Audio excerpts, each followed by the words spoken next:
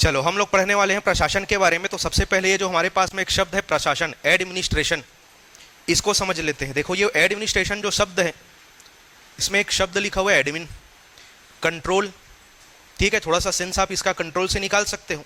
और अगर हम प्रशासन की अगर आप बात करें कि प्रशासन शब्द का मतलब क्या होता है, तो किसी भी एक निश्चित क्षेत्र के अंदर में जो शासन व्यवस्था होती है ना, उसी को हम लोग क्या बोलते हैं, प्रशासन बोलते हैं। समझ आया? शासन मतलब कि गवर्नेंस और प्रशासन मतलब कि एडमिनिस्ट्रेशन, ये दो अलग अलग शब्द हैं जिनका मतलब अलग अलग होता है। शासन का मतलब वो कुछ चुनिंदा व्यक्तियों का समूह होता है जिनको जनता ने प्रत्यक्ष निर्वाचन के द्वारा चुना हुआ है। वो कौन होते हैं? शासन, जो आपके लिए नियम बनाने का काम करते हैं, जो आपके लिए योजना बनाने का काम करते हैं पूरा का पूरा, और इन सब चीज़ों को जो लागू करने का काम करता है कौन करता है? प्रशासन करता है। हाँ, उसमें कार्यपालिका भी एक हिस्सा रहता है, लेकिन प्रशासन को आप इस तरीके से समझ सकते हो, शासन से अलग रख के। ठीक है, तो प्रशासन का एक समरी मैं आपको दे देता हूं कि प्रशासन शब्द को आपको समझना हो कि क्या है। तो एक निश्चित क्षेत्र के अंदर में जो शासन व्यवस्था होती है उसी को हम लोग क्या बोलते हैं? प्रशासन बोलते हैं। या एक निश्चित क्षेत्र के अंदर में मानव गतिविधियों को जो प्रबंधित किया जाता है या जिनका प्रबंधन किया जाता है वही क्या है? आपका प्रशासन है। और ये जो भी प्रशासन है वो किसी एक निश्चित उद्देश्य की पूर्ति के लिए किया जा रहा है। ठीक है, किसके लिए किया जा रहा है? एक निश्चित उद्देश्य जो कि जनता के हित से जुड़ा हुआ है, उन उद्देश्यों की पूर्ति के लिए किया जा रहा है, वो क्या है? आपका प्रशासन है। याद रखना। ठीक है, अभी हम सब्जेक्ट शुरू करने वाले हैं। आप हमारी क्लास का ऑब्जेक्टिव समझ लो कि क्या है। अभी सब आप लोग रिसेंटली क्या पढ़े? कॉन्स्टिट्यूशन ऑफ इंडिया पढ़े। अभी अभी उसके बाद तुरंत आप क्या पढ़े? पंचायती राज व्यवस्था पढ़े। उसमें का कुछ कुछ जो शब्द है, कुछ नहीं, एक्चुअल में बहुत सारा शब्द यहाँ पे आपको मिलेगा, लेकिन वो जो दो सब्जेक्ट आप पढ़े हो उसमें क्या रहता था? पूरा का पूरा प्रोसेस और कॉन्सेप्ट रहता था पूरा का पूरा। यहाँ पे हम एक सुपरफिशियल स्ट्रक्चर की बात करेंगे और हमारा मेन ऑब्जेक्टिव रहेगा पद को समझते हुए नाम को याद करना। समझ आया? ऑब्जेक्टिव क्या है? पद व्यवस्था को समझते हुए, स्ट्रक्चर को समझते हुए नाम को याद करना। समझ आया? आ गया ना समझ? यही हमारा ऑब्जेक्टिव रहेगा, याद रखना। समझ गए? यहाँ पे हम स्ट्रक्चर के साथ में फैक्ट्स के साथ में डील करेंगे। किसके साथ में? फैक्ट्स के साथ में। चलो, प्रशासन जो देखो दो प्रकार का होता है, एक राज्य सरकार का प्रशासन होता है, केंद्र सरकार का प्रशासन होता है।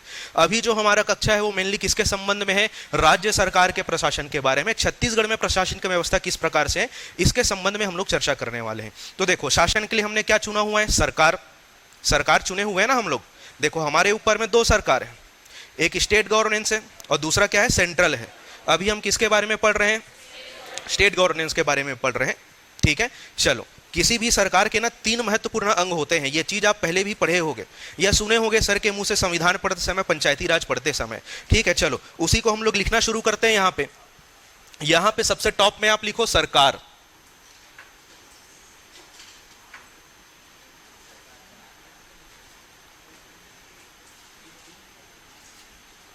ठीक है, इस सरकार के कितने महत्वपूर्ण अंग बताए मैंने आपको? तीन। कौन कौन से? देखो, सरकार का एक अंग होता है क्या? विधायिका, लेजिस्लेटिव होता है ना। एक अंग होता है क्या? विधायिका, लेजिस्लेटिव। लिखते चलो इसको आप। एक अंग होता है विधायिका, ये हुआ एक अंग विधायिका। ठीक है, क्या बोला जाता है इसको? लेजिस्लेटिव। दूसरा क्या अंग होता है जी? कार्यपालिका।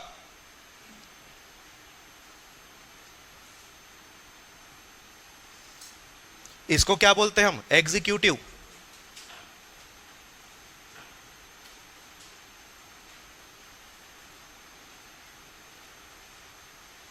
और तीसरा क्या है?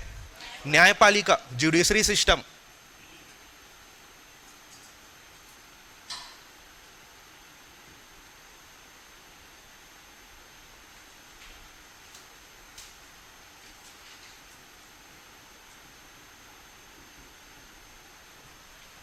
चलो, ये तीन अंग होते हैं सरकार के। एक होता है विधायिका, लेजिस्लेटिव, दूसरा होता है कार्यपालिका और तीसरा क्या होता है? आपका विधायिका। चलो, ये तीन अंग हैं, इनका तीन अलग अलग कार्य हैं। अगर आप बात करो कि विधायिका का कार्य क्या होता है, तो विधायिका का कार्य क्या होता है? विधि बनाने का कार्य करती है। ये क्या करती है? विधि बनाने का कार्य करती है।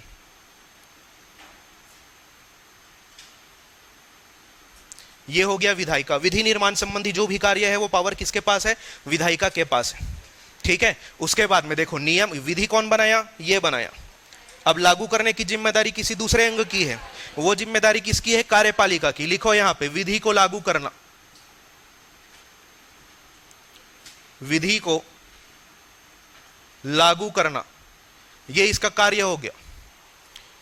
ठीक, उसके बाद आपको पता है कि देश में हमारा क्या है? न्यायपालिका का भी व्यवस्था है।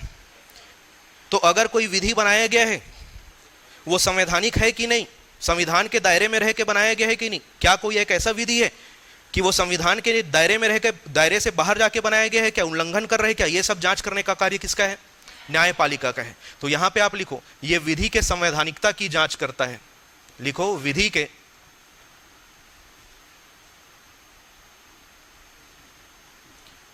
के संवैधानिकता की जांच करता है।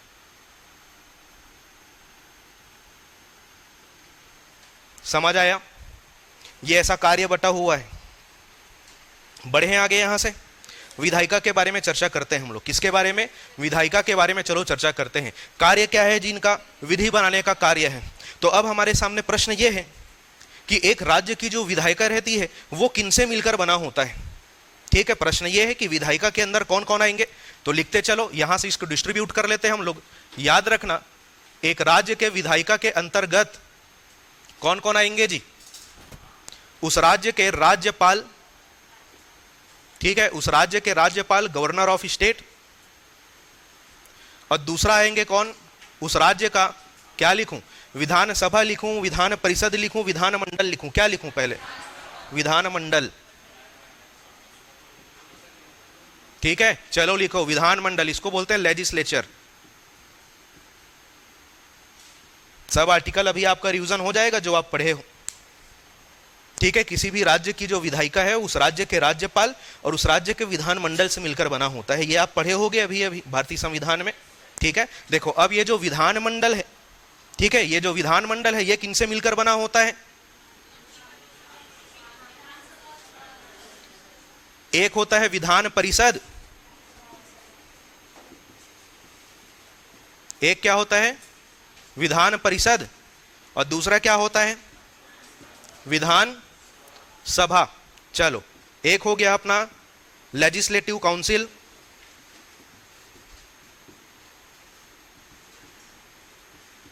एक हो गया हमारा कौन सा? Legislative assembly. अगर चलो आपको प्रश्न पूछ दिया गया कि छत्तीसगढ़ राज्य का जो विधायिका है वो किनसे मिलकर बना है, तो जवाब क्या लेंगे? राज्यपाल के साथ में विधानसभा। क्यों पता है? छत्तीसगढ़ राज्य में विधान परिषद नहीं है, और जिन राज्यों में विधान परिषद है, ठीक है, उन राज्यों का विधायिका कहां से कंप्लीट होगा? इन दोनों और राज्यपाल से। क्योंकि छत्तीसगढ़ राज्य में विधान परिषद की व्यवस्था नहीं है, इसलिए हमारे राज्य की विधायिका में कौन कौन आएंगे? विधानसभा और राज्यपाल। ये अभी आप सीख लो, आगे ये तथ्य हमको और पढ़ना है एक बार। और ये जो डिस्कशन अभी मैं कर रहा हूं पूरा का पूरा ये फ्लो चार्ट आप याद रखना, इसी के अकॉर्डिंग हम लोग का सिलेबस आगे बढ़ेगा, day by day, topic wise topic. समझ गए? आगे बढ़े। देखो ये हो गया विधायिका का अंग। ये लोग क्या कर रहे हैं? विधि बनाने का कार्य कर रहे हैं। आगे निकले यहां से, विधि को लागू करवाने की ओर आगे बढ़ते हैं हम लोग। चलो, विधि को लागू करने का कार्य किसका है? कार्यपालिका का है। एग्जीक्यूटिव बॉडी को दिया जाता है ये कार्य। ठीक है, लेकिन यहां से ये खुद दो भागों में बटा हुआ है। बांट ले इसको।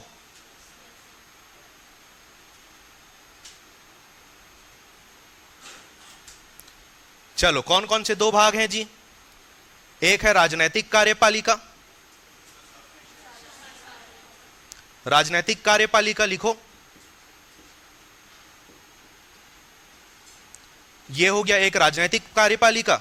और दूसरा हमारे पास में क्या है? प्रशासनिक कार्यपालिका।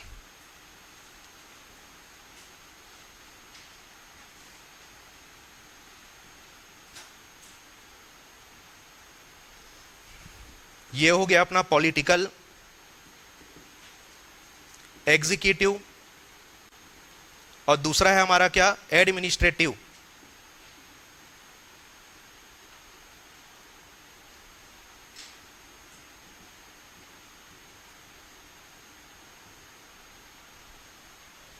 समझ गए? चलो, अब यहां से फिर से अपना कहानी क्या चलेगा? अलग अलग चलेगा, थोड़ा सा अलग अलग ये जो है चीजें चलेंगी। ये बॉक्स मैं बना देता हूं, वहां पे हमको कुछ विशेष तथ्य निकालने हैं, लेकिन थोड़ा सा हम लोग निष्कर्ष निकालेंगे जब कुछ और फैक्ट्स हम इसके बारे में जानेंगे। चलो, राजनीतिक कार्यपालिका का हिस्सा कौन कौन होंगे अभी हम लोग ये समझते हैं। जैसे यहां पे हमने शुरू किया था किससे, विधायिका से, तो देखा ये दोनों हिस्से थे, इसका और एक हिस्सा है। तो अभी बारी किसकी है, कार्यपालिका की थी, इसको दो भागों में हमने बांट दिया।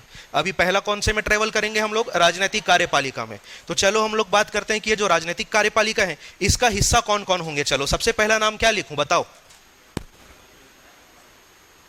सबसे पहले लिखो राज्यपाल, संबंधित राज्य का राज्यपाल। उसके बाद में कौन हमारे राज्य के मुखिया, लिखो मुख्यमंत्री। Chief minister. ठीक है, कार्यपालिका, देखो कार्यपालिका जो है इस विधायिका के ही अंदर होती है। इनकी संख्या सीमित रहती है लेकिन पावर इनके पास क्या रहता है, बहुत ज्यादा रहता है। याद रखना, आप इनको जो है, ये जो विधायिका है ना, इसको विधि बनाने का शक्ति दिए हो। क्या बनाने का, विधि बनाने का। लेकिन इन सब के 90 लोगों के पास में, जैसे छत्तीसगढ़ विधानसभा में कितने विधायक हैं, 90। ये 90 लोगों के पास आपने शक्ति दी है कि छत्तीसगढ़ राज्य क्षेत्र के अंदर में ये लोग नियम कानून बना सकते हैं बोल के, विधि बना सकते हैं बोल के। लेकिन सरकार चलाने का जिम्मेदारी इन सब के पास में नहीं है, इनमें से सिर्फ कुछ लोगों के पास है। उनमें से एक व्यक्ति कौन है, अकेले राज्य चला पाएगा क्या? आप अगर टीम के कैप्टन हो तो आपको बाकी सदस्य भी तो चाहिए ना, और आप सिर्फ उन्हीं सदस्यों को रखोगे जो आपके हिसाब से उस काम को कर सकते हैं, जिनके ऊपर में आपको भरोसा है। तो वैसे ये जो मुख्यमंत्री है, जिनको आपने राज्य चलाने की जिम्मेदारी दी है, वो भी अपनी टीम में कुछ लोगों को शामिल करते हैं, जिसको हम लोग क्या बोलते हैं, यहाँ का मंत्रिमंडल। लिखो मंत्रिमंडल। ठीक है, कैबिनेट मिनिस्टर्स हैं कि नहीं हमारे यहां पे, सबका नाम याद है? नहीं है ना, तो वही याद करवाने आया हूं मैं, यही है ऑब्जेक्टिव हमारा। समझ गए? ऐसे एग्जांपल से समझाना पड़ता है। चलो, चौथा व्यक्ति भी होता है भाई एक, चौथा व्यक्ति भी होता है एक। चलो बताओ, ये राज्यपाल है, ये प्रतिनिधि है, जनता के द्वारा चुने हुए लोग हैं, इनके साथ में एक और रहेगा, इनका वकील। कौन होता है राज्य का सर्वोच्च विधि अधिकारी? हाँ, कैग, महाधिवक्ता।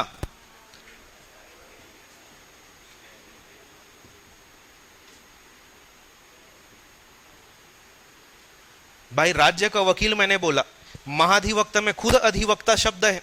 अधिवक्ता देखे हो ना आप, कौन होते हैं वो, वकील। तो राज्य का वकील बोल रहा हूं तो ये ट्रेस करना था आपको।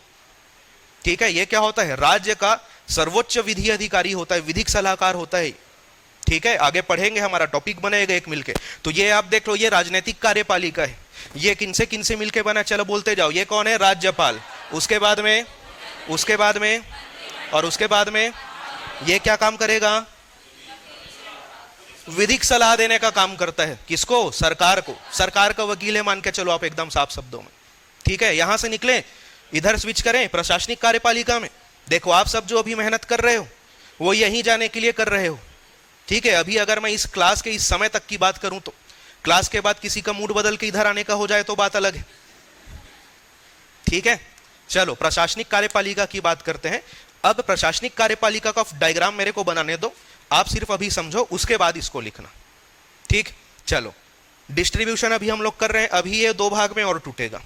ये जो हमारा प्रशासनिक कार्यपालिका है, ये जो हमारा प्रशासनिक कार्यपालिका है, इसको हमको और ब्रेक करना है, और हमको इसको ब्रेक करना है।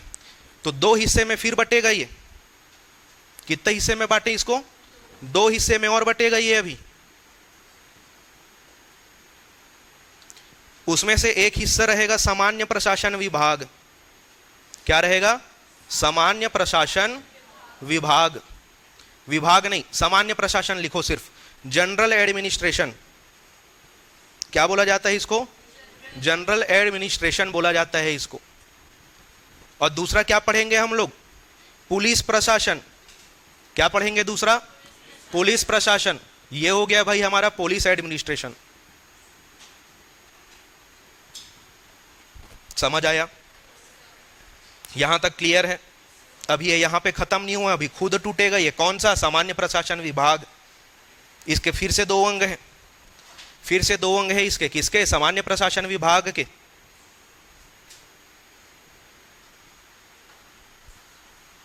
इसमें से एक क्या है, सचिवालय। सुने थे ये नाम, सचिवालय, सेक्रेटरिएट, सुने थे ये नाम? ठीक। दूसरा क्या है? निदेशालय सुने थे जी, और संचालनालय सुने थे। तो इन दोनों में से किसी एक का नाम संचालनालय है। कहां लिखूं? यहां लिखूं, यहां लिखूं? निदेशालय का ही दूसरा नाम क्या होता है? संचालनालय। देखो संचालन हो रहा है यहां से, क्या हो रहा है? संचालन हो रहा है यहां से, लिखो संचालनालय। ठीक है, इसको बोला जाता है डायरेक्टोरेट।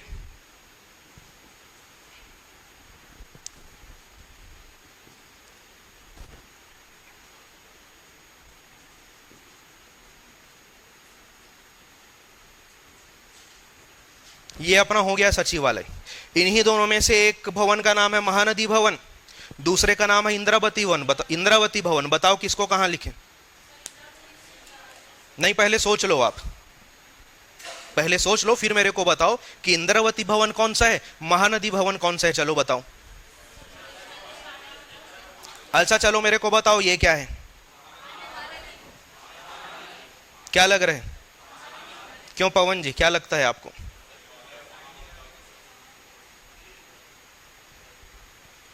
पीडीएफ तो बहुत इकट्ठा करते हो ना, वैकेंसी आ रहा है करके, देखते नहीं हो क्या भवन का नाम लिखा हुआ है? हाँ, लास्ट नहीं भाई, हेडर को देख, हेडर में क्या लिखा रहता है? हेडर में लिखा रहता है ये सब नाम, लास्ट को छोड़ दे। लिखा रहता होगा, बात अलग है, आपको देखने आना चाहिए कि प्रशासनिक अगर कुछ फाइलें निकली उसमें कैसे नाम दिखा जाता है, किनको संबोधित करते हुए वो लेटर निकाला गया है। बताओ। ऐसा डाउट वाला मत बताओ, पूरे कॉन्फिडेंस में बताओ। बताओ जितेंद्र जी, आप नहीं पता? बताओ ना आप मेरे को, कौन सा ये है ऑफिस है जिसको हम महानदी भवन बोलते हैं? चलो बताओ। इतने दिन से तो रटे हो गए, महानदी भवन, इंद्रावती भवन, महानदी, इंद्रावती, बारी आई तो याद नहीं आ रहा है। महानदी भवन है, श्योर हो? क्यों श्वेता, कैसे, तो टॉस करवाऊं? क्यों शुक्ला जी?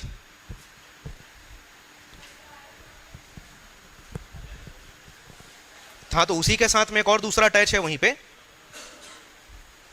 चलो छोड़ो, सर्च करना, यही होमवर्क है। कितनी छोटी सी बात है बताओ, कितनी छोटी सी बात है, याद नहीं आ रहा है, लेकिन होता है ऐसा ही, एग्जाम में होता है। देखो ये क्लास है, चलो हम लोग आगे बढ़ते हैं। यहां पे मैंने एक सेक्शन छोड़ा हुआ है, देखो यहाँ पे एक सेक्शन मैंने खाली छोड़ा हुआ है। अब हम चलो बात करते हैं, ये जो हमारा राजनीतिक कार्यपालिका है और ये जो हमारा प्रशासनिक कार्यपालिका है, इसमें से एक ऐसा है जो परमानेंट है और दूसरा है जो टेम्पररी है। ठीक है, देखो अब हम बात करते हैं, इसको नाम को देखो, ये कार्यपालिका, इसको देखो, मुख्य मेन पावर तो इनके पास रहता है, मुख्यमंत्री और कैबिनेट के पास, सरकार चलाने का जिम्मेदारी उनके पास में है। अब ये कैसे चुने जाते हैं? क्या ये वंशानुगत पद है क्या? नहीं, लोकतांत्रिक देश है, प्रत्यक्ष निर्वाचन के द्वारा आप चुनकर भेजते हो। कितने साल में? जैसे अभी जो है वर्तमान स्थिति में भूपेश बघेल जी की सरकार है, उनका अपना एक मंत्रिमंडल है, अभी 2024 में चुनाव है, तो चुनाव में तो सब भाग लेंगे कि हम लोग पहले जीते थे करके उन्हीं लोग बने रहेंगे? सब भाग लेंगे ना। तो 5 साल में ये जो राजनीतिक कार्यपालिका है उसको जनता जो है चुनाव के माध्यम से बदल देता है। वो बात अलग है कि उन्हीं लोग चुनाव में जीत के वापस आ सकते हैं, लेकिन वो वाला टर्म ऑफ ऑफिस उनका क्या हो जाएगा? खत्म। ठीक है, तो ये देख लो, ये राजनीतिक कार्यपालिका में ये मुख्यमंत्री, मंत्रिमंडल, ये सब लिखे हुए हो, ये सब कहां से आए हैं? पहले ये लोग विधायक बने और हर 5 साल में चुनाव होता है कि नहीं होता चुनाव? तो ये स्थायी होगा कि अस्थायी होगा? अस्थायी स्वरूप का होता है कि हर 5 साल में जनता के द्वारा प्रत्यक्ष निर्वाचन करके इनको बदला जा सकता है। ठीक, तो ये जो क्वेश्चन पूछा जाता है इसका कॉन्सेप्ट आप ध्यान रखना कि टेम्पररी और परमानेंट हम किस बेस पे बोल रहे हैं। तो इसको क्या लिखें? अस्थायी। ये टेम्पररी है भाई, क्या है ये? अस्थायी, टेम्पररी है ये। दूसरा, चलो हम लोग यहां की बात करते हैं। आप सब यहां जाने के लिए मेहनत कर रहे हैं, क्यों? अधिकारी बनने के लिए। एक बार आप प्रशासनिक कार्यपालिका में घुस गए तो कब तक उस पद पर बने रहोगे? सेवानिवृत्ति तक। कब तक? सेवानिवृत्ति तक। ऐसा है क्या कि जिस दिन आप ऑफिस ज्वाइन करोगे आप उसके 5 साल, 10 साल, 3 साल के बाद में वापस उसी पोस्ट के लिए चुनाव होगा कोई? एक बार आप इसका हिस्सा बन गए तो सेवानिवृत्ति तक आप इस कार्यपालिका का हिस्सा रहोगे। इसीलिए प्रशासनिक कार्यपालिका के स्वरूप को क्या बोला जाता है? स्थायी, परमानेंट बोला जाता है। इसको लिखो, इसको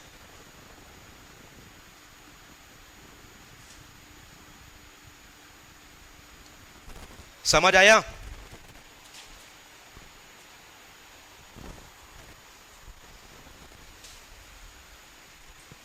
यहां तक समझ गए? समझ गए यहां तक? चलो, ये हमारा पूरा का पूरा यहां तक का डायग्राम हो गया कंप्लीट। अब हम लोग ट्रेवल करते कहां पे? न्यायपालिका में। तो भारत में किस प्रकार की न्यायपालिका है? एकीकृत न्यायपालिका है हमारे यहाँ पे, एकीकृत न्यायपालिका है ना। और संरचना कैसे है हमारे न्यायपालिका का? ऐसे देखो, 3 प्रकार के न्यायालय हैं। एक है हमारा कौन सा? सर्वोच्च न्यायालय, सुप्रीम कोर्ट ऑफ इंडिया। पूरे भारत का एक ही है कि पूरे भारत में 10 बना दिए हैं? नहीं, सुप्रीम, सुप्रीम का मतलब होता है कोई एक। तो वो है हमारा कौन सा? सुप्रीम न्यायालय, सर्वोच्च न्यायालय है ये। उसके बाद में एक दूसरा है जिसको राज्यों का न्यायालय बोला जाता है। वो क्या है हमारा? High court. हाई कोर्ट हो गया उच्च न्यायालय। और उसके बाद में क्या आता है? अधीनस्थ, अधीनस्थ न्यायालय। लिखो, बहुत सारे क्या रहते हैं? अधीनस्थ न्यायालय। देखो यहां पे इस ट्राइंगल को ध्यान से देखो। अगर इसको 3 अलग अलग सेक्शन में मान लूं तो क्वांटिटी में एक कौन है? सर्वोच्च न्यायालय। एरिया आपको छोटा दिख रहा है लेकिन सबसे पावरफुल यही है। समझ आया? उसके बाद में इससे ज्यादा क्वांटिटी किसका होगा? हाई कोर्ट का। तो हाई कोर्ट को इससे कम शक्ति है, मान सकते हो। और उसके बाद में जो सबसे ज्यादा क्वांटिटी में रहेगा वो क्या है? अधीनस्थ न्यायालय, जिसकी शक्ति जो है सुप्रीम कोर्ट और हाई कोर्ट से कम रहती है। ठीक है, ये है हमारे न्यायपालिका का व्यवस्था, एकीकृत न्यायपालिका व्यवस्था है यहाँ पे।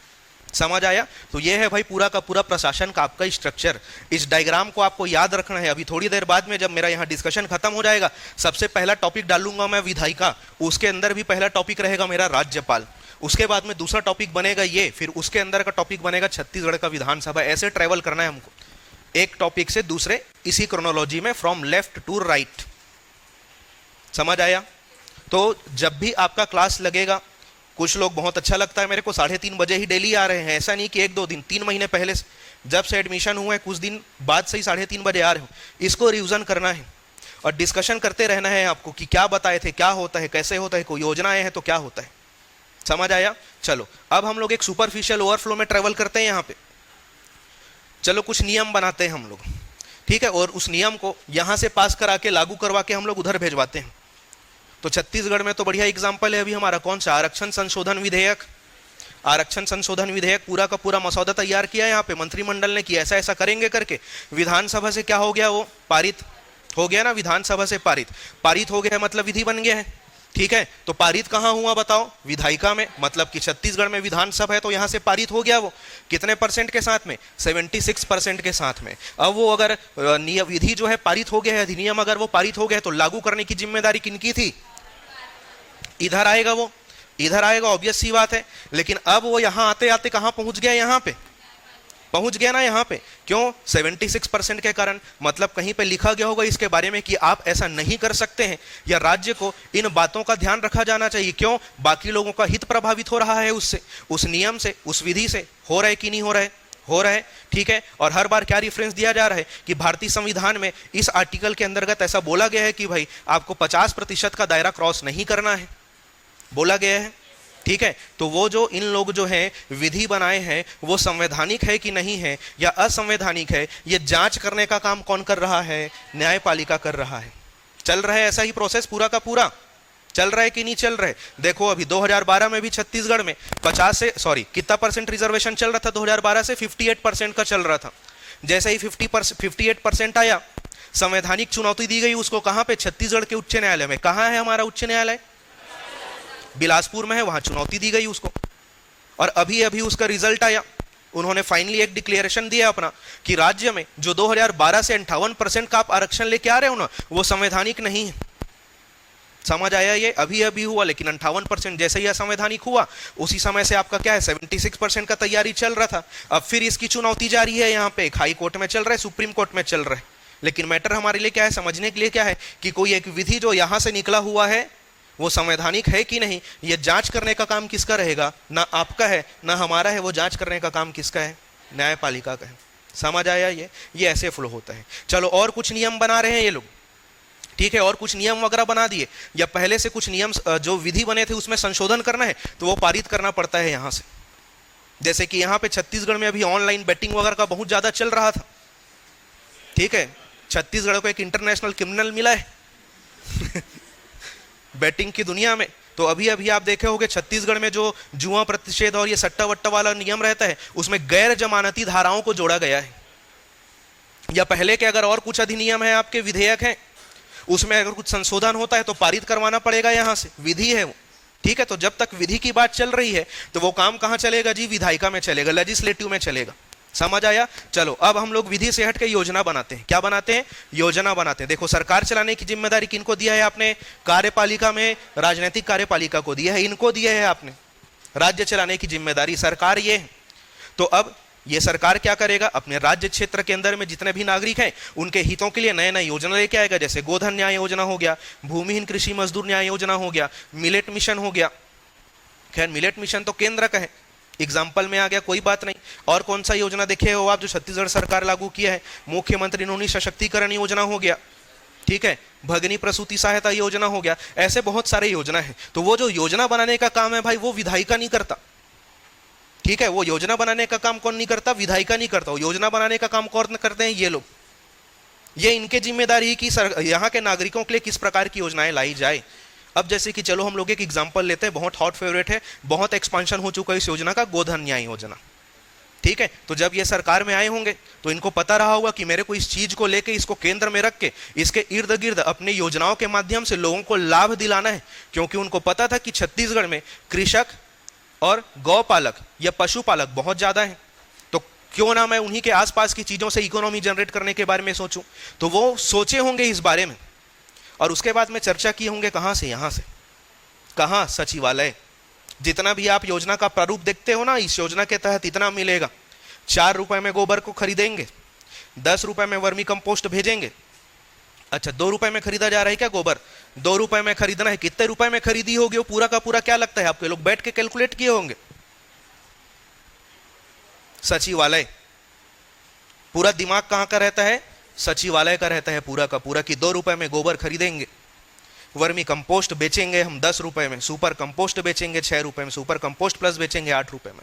ये पूरा का पूरा कैलकुलेशन किनका रहता है? इनका रहता है, सचिवालय का रहता है। 4 रुपए में गौमूत्र की खरीदी का कैलकुलेशन क्या लगता है आपको? अचानक से चलो 2 रुपए कम लग रहे तो 4 रुपए दे दिए होंगे, सोचते हो क्या आप? नहीं, हर चीज का प्रॉपर एक कैलकुलेशन रहता है। कैसे होगा, कैसे क्रियान्वयन होगा, पूरा का पूरा ब्लूप्रिंट तैयार करके कौन देता है इनको?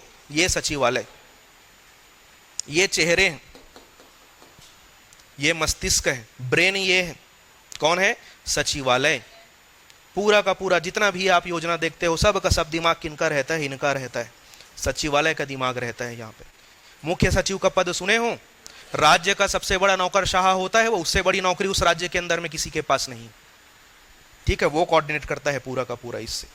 तो चलो गोधन न्याय योजना का एग्जाम्पल हम ले रहे थे ना, तो जब आइडिया आया होगा तो उन्होंने पूरा उसके ऊपर में वर्क किया, यहाँ पे यहाँ की स्थिति को भापा, उसके बाद में ब्लूप्रिंट दिया, मसौदा तैयार किया। और जब कोई योजना आने वाला रहता है, अभी अभी तो जनसंपर्क विभाग में मंत्रिमंडल के निर्णय या मंत्रिमंडल की बैठक में क्या क्या चर्चाएं हुए, पूरा का पूरा सरकार बताता है कि किन किन चीजों पर हम चर्चा कर रहे हैं। तो कोई सा अगर नया योजना आना है तो मंत्रिमंडल का बैठक होना है, तो मंत्रिमंडल के बैठक का एजेंडा भी कौन तैयार करता है? आपका सचिवालय का मुख्य सचिव करता है। इस सचिवालय के अंतर्गत में राज्य के मुख्य सचिव बैठते हैं, वो करता है कि क्या एजेंडा है। उसके बाद में चर्चा परिचर्चा होती है, सलाह मशवरा होता है और उसके बाद में पास हो जाता है। फिर योजना क्या हो जाता है? लॉन्च हो जाता है। अब मान के चलते हैं बन गया, क्या बन गया? योजना बन गया। बना रहे थे योजना अभी तक हम लोग, दिमाग किनका था? इनका। चेहरा किनका है? इनका। अब बात आ गई, योजना बना तो दिए हो, लेकिन जमीनी स्तर पर लागू करना पड़ेगा कि नहीं करना पड़ेगा? लागू करना पड़ेगा। तो अब लागू करने का कार्य किसका हो जाता है? इधर आ जाता है। लागू करने वाला पूरा किधर आ जाएगा? इधर आ जाएगा। और इधर भी जब आप देखोगे तो योजना या नीति निर्माण का कार्य कौन करते हैं? ये। नीति निर्माण का कार्य कौन कर रहे थे? ये। अब उसके बाद में जमीनी स्तर पर लागू करने के लिए यहां पे आ जाएगा, किसके पास में? निदेशालय में, डायरेक्टोरेट में। यहाँ पे पूरे के पूरे कौन लोग बैठते हैं? संचालक लोग बैठते हैं। जिनको यहाँ पे ऐसे लोग आपको मिलेंगे जिनको जमीनी स्तर का पूरा देखे हुए हैं कि कैसे योजना जाना चाहिए, किस किस बॉडी से होकर गुजरना चाहिए, कौन कौन सा नोडल एजेंसी होना चाहिए, सब चीज का आइडिया रहता है इनको। बहुत अनुभवी लोगों को बैठाया जाता है यहाँ पे। क्यों? है तो ये संख्या में सीमित, लेकिन राज्य में लोगों की संख्या क्या है? बहुत ज्यादा। तो ऑब्वियस सी बात है, अनुभव आपके पास होना चाहिए उस कार्य का। तो ऐसे लोग बैठते हैं यहाँ पे। कहाँ पे? निदेशालय में। समझ आया? कोई डाउट है अभी तक? कोई डाउट है? नहीं? रिवीजन करा दूं? चलो, विधि बनाने का कार्य किसका है? विधायिका का है। और वो जो विधि इन लोग बनाए वो संवैधानिक है कि नहीं, वो जांच करने का काम किसका है? इसका। अच्छा चलो, जो विधि बनाया गया है वो अगर संवैधानिक है तो वो लागू कराने का कार्य किसका है? कार्यपालिका का है। चलो, नीति निर्माण या योजना बनाने की बात करते हैं तो सरकार चलाने की जिम्मेदारी आपने किसको दी है? इसने। इनके लिए नीति निर्माण का कार्य कौन करते हैं? सचिवालय। नीति निर्माण का कार्य कौन करते हैं? सचिवालय। वो जो नीति निर्माण किया गया है, योजना बनाया गया है, उसको लागू करवाने का काम कौन करते हैं? तो ये क्या करते हैं? ये प्रदेश में लॉ एंड ऑर्डर मेंटेन करते हैं। खाए हो कभी डंडा? खाए होगे तो समझ जाना उस स्थिति में आपने लॉ एंड ऑर्डर को बिगाड़ा रहा होगा। समझ आया? तो चलो, इनको तो हमको पढ़ना है। पुलिस प्रशासन में हम लोग जेल प्रशासन भी पढ़ेंगे इसी के अंतर्गत। जेल एडमिनिस्ट्रेशन ये भी हमको पढ़ना है। और यहां तक तो हम लोग पहुंच ही गए। ठीक है, इसके बारे में मैंने समझा दिया है। चलो, एक जो मैंने आपके लिए डाउट छोड़ा था कि ये क्या है, सचिवालय को लिख लो भाई आप। महानदी भवन है ये।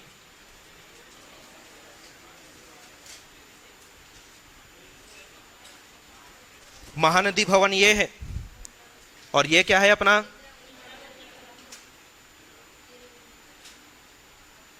इंद्रावती भवन।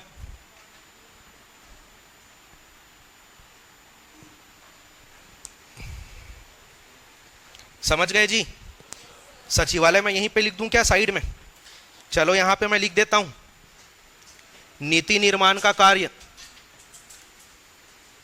नीति निर्माण का कार्य। ठीक है। और उसके बाद में इसको क्या बोला जाता है? नीति लागू करने का कार्य।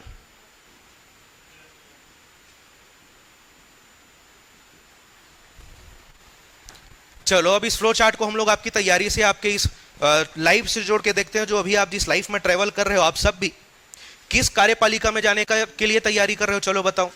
अभी आप जो यहाँ पे तैयारी कर रहे हो सीजीपीएससी का, सीजी व्यापम का, ठीक है, आप सब इस कार्यपालिका का हिस्सा बनने वाले हो। कौन से कार्यपालिका का? इस कार्यपालिका का हिस्सा बनने वाले हो। अगर आप डिप्टी कलेक्टर बन जाते हो अच्छा मेहनत करके, तो आप इधर आ जाओगे, किसमें? जनरल एडमिनिस्ट्रेशन डिपार्टमेंट में आ जाओगे। अगर आपको पुलिस विभाग में जाना है, अगर आप डिप्टी कलेक्टर बन गए, तो आप कौन से विभाग का हिस्सा हो जाओगे? पुलिस प्रशासन का हिस्सा हो जाओगे। मान लेते हैं आपने डायरेक्ट जो है असिस्टेंट डायरेक्टर का एग्जाम निकाल लिया, तो आप किसका हिस्सा बन जाओगे? यहाँ पे डायरेक्टरेट का हिस्सा बन जाओगे। याद रखना, यहाँ पे सीजीपीएससी से डायरेक्ट एंट्री होती है। ठीक है, assistant director of sericulture, assistant director handloom विभाग हो गया, और ऐसे बहुत सारे विभाग है जहां पे क्या रहते हैं आपके? सहायक संचालक। सहायक संचालक पंचायत का भी आता है, आपको पोस्ट वगैरह आता है, देखियो ना, असिस्टेंट डायरेक्टर। तो जितने भी असिस्टेंट डायरेक्टर लोग रहते हैं सब कहाँ बैठते हैं जी? इधर बैठते हैं हमारे। कहाँ? निदेशालय में। डायरेक्टर है ना, तो डायरेक्टरेट में ही बैठेगा वो। और अगर यहाँ आना है तो क्या करना पड़ेगा? या तो पहले यहाँ घुस के एकदम जबरदस्त तरीके से काम करो तो प्रमोशन बेस में आ जाओ, या तो यूपीएससी क्रैक करना पड़ेगा, आपको आईएएस अधिकारी बनना पड़ेगा यहाँ पहुंचने के लिए। समझ आया कैसे बनना है? और यहां पहुंचने के लिए क्या बनना पड़ेगा आपको? जनप्रतिनिधि बनना पड़ेगा। सरकारी प्रतिनिधि बनना है तो इधर का हिस्सा हो जाओगे, जनप्रतिनिधि बनना है तो इधर का हिस्सा हो जाओगे। समझ गए? बढ़े आगे। अब ये रफ कर दूं? कोई डाउट है क्या? नहीं है ना? चलो, अब बताओ मेरे को कि पहला टॉपिक क्या डालूं मैं? पहला टॉपिक मेन हेडिंग रहेगा हमारा विधायिका। चलो, विधायिका तो मेन हेडिंग हो गया हमारा। ठीक है, विधायिका तो हमारा मेन हेडिंग हो गया। विधि निर्माण का कार्य करते हैं ये लोग। लेकिन उसमें हमारा पहला सब हेडिंग क्या रहेगा बताओ? पहले किनके बारे में पढ़ेंगे हम लोग? राज्यपाल के बारे में। चलो, पहला मेन हेडिंग डालो आप, विधायिका।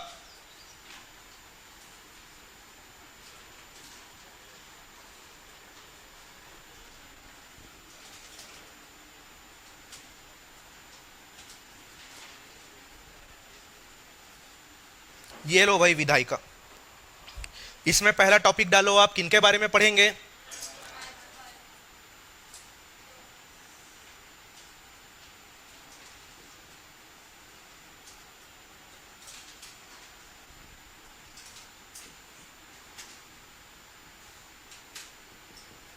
राज्यपाल के बारे में हम लोग पहले पढ़ेंगे,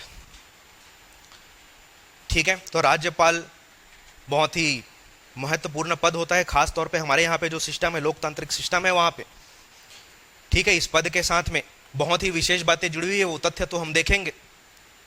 पहले राज्यपाल के पद से संबंधित विशेष अनुच्छेद कौन से हैं, इसके बारे में हम लोग अपनी चर्चा को जारी रखते हैं, ठीक है। तो चलो मेरे को बताओ, राज्यपाल का जो पद है वो संवैधानिक है कि नहीं है? क्यों है संवैधानिक? कौन से अनुच्छेद में? आर्टिकल 153 ऑफ इंडियन कॉन्स्टिट्यूशन, ठीक है। सबसे पहले लिखो, क्या लिखोगे? आर्टिकल 153। इस आर्टिकल 153 में किसके बारे में बताया गया है? सॉरी, राज्यपाल के पद के बारे में, राज्यपाल के पद के बारे में बताया गया है भाई। आर्टिकल 153 में क्या बोला गया है? यहां पे क्या बोला गया कि प्रत्येक राज्यों का एक राज्यपाल होगा, राज्यों का एक राज्यपाल होगा, ठीक है। ये हो गया आर्टिकल 153, इसमें राज्यपाल के पद के बारे में बोला गया है। और क्योंकि ये संविधान में लिखा गया है, इसलिए ये पद क्या है? संवैधानिक है। इस बात को याद रखना, अभी करंट से जोड़ के मैं बताऊंगा कि क्यों याद रखना है आपको।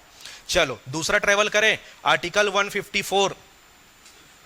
आर्टिकल 154, इसमें किसके बारे में बोला गया है? शक्तियों के बारे में बोला गया है। किसके बारे में? शक्तियों के बारे में बोला गया है। क्या बोला गया कि एक जो राज्यपाल की समस्त कार्यपालिका की जो शक्ति है वो उस राज्य के राज्यपाल में निहित होगी। बोला गया कि नहीं बोला गया? और क्या बोला गया कि उन शक्तियों का जो उपयोग है वो जो राज्यपाल है या तो सीधे करेगा या तो अपने अधीनस्थ अधिकारियों के माध्यम से करेगा, जैसा कि संविधान में बताया गया है, यह संविधान के अनुसार। समझ आया? लिखवा दूं इसको पूरा? चलो लिखो, हिंदी वाले पहले लिख लो फिर इंग्लिश वाले लिखना। चलो लिखो, राज्य की समस्त कार्यपालिका की शक्ति, राज्य की समस्त कार्यपालिका की शक्ति राज्यपाल में निहित होगी। राज्य की समस्त कार्यपालिका की शक्ति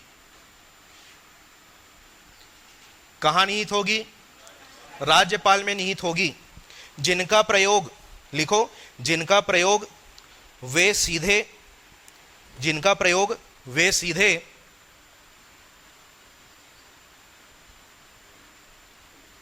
या अपने अधीनस्थों के माध्यम से करेंगे। जिनका प्रयोग या तो वो सीधे या तो अपने अधीनस्थों या अधीनस्थ अधिकारियों के माध्यम से करेंगे।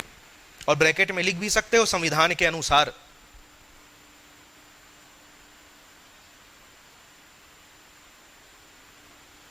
चलो इंग्लिश वाले लिखो, इंग्लिश मीडियम वाले लिखो, executive power of any state shall be vested in governor। Vested का स्पेलिंग देख लो भाई, डब्लू मत लिख देना, ये है।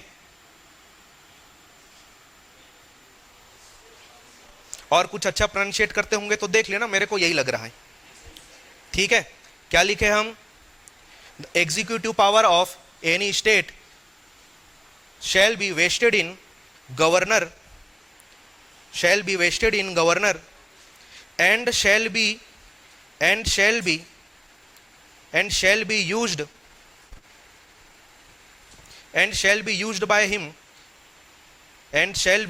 used by him either directly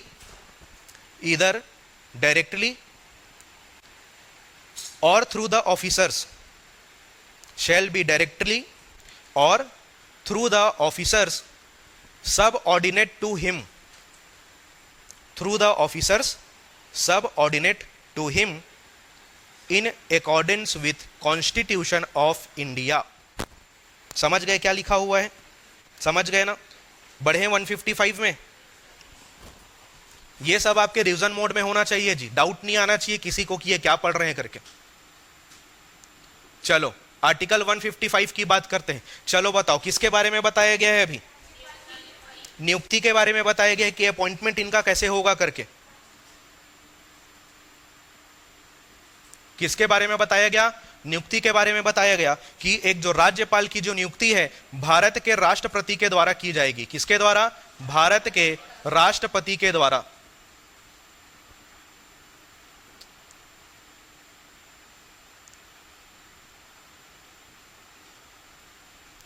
देखो, अब संविधान आप पढ़ चुके हो, पंचायती राज आप पढ़ चुके हो, सीधा सिंपल सा कॉन्सेप्ट है। अगर कल को राज्यपाल को इस्तीफा अगर देना रहा तो किनको देंगे? क्यों देंगे? क्योंकि नियुक्ति उनके द्वारा ही की गई है। उनको देंगे कहने का मतलब यह होता है कि उनका जो इस्तीफा पत्र रहेगा वो उनको संबोधित करते हुए लिखा जाएगा। समझ आया? तो यहां पे चलो लिख भी देते हैं, लिख भी देते हैं। क्या लिखें? इस्तीफा। इस्तीफा अगर देना रहा तो किनको दिया जाएगा जी? भारत के राष्ट्रपति को।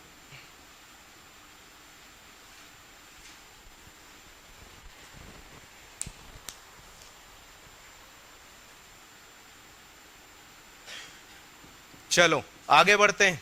नियुक्ति तो कर दिए, अब ये भी तो बताना पड़ेगा कितने टाइम के लिए नियुक्त किए हैं। तो अगले आर्टिकल में उसके बारे में बताया गया। कौन सा आर्टिकल? 156। किसके बारे में बताया गया? पदावधि के बारे में बताया गया, टर्म ऑफ ऑफिस के बारे में बताया गया। इस समझ आया? क्या बोला गया? नियुक्ति कितने साल के लिए होती है?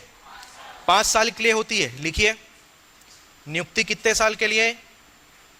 नियुक्ति 5 वर्ष के लिए। ठीक है, और ब्रैकेट में लिख लियो, रीअपॉइंटमेंट किया जा सकता है कि नहीं? पुनः नियुक्ति किया जा सकता है। लिखो, पुनः नियुक्ति किया जा सकता है।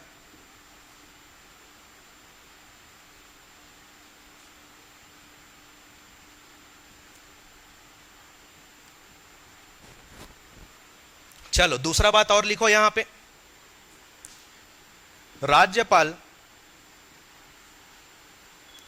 राज्यपाल का जो पद है किनके प्रसाद पर्यंत होता है? क्या होता है? ड्यूरिंग द प्लेजर का मतलब जब तक वो जो नियुक्त किए हैं वो व्यक्ति चाह रहे हैं तब तक आप उस पद पर बने रहोगे। नहीं चाह रहे हैं तो उस पद से आपका इस्तीफा मांग लिया जाएगा, जो भी चीजें। ठीक है, जब तक चाह रहे हैं तब तक की बात है। लिखो, राज्यपाल का जो पद है वो भारत के राष्ट्रपति के प्रसाद पर्यंत होता है।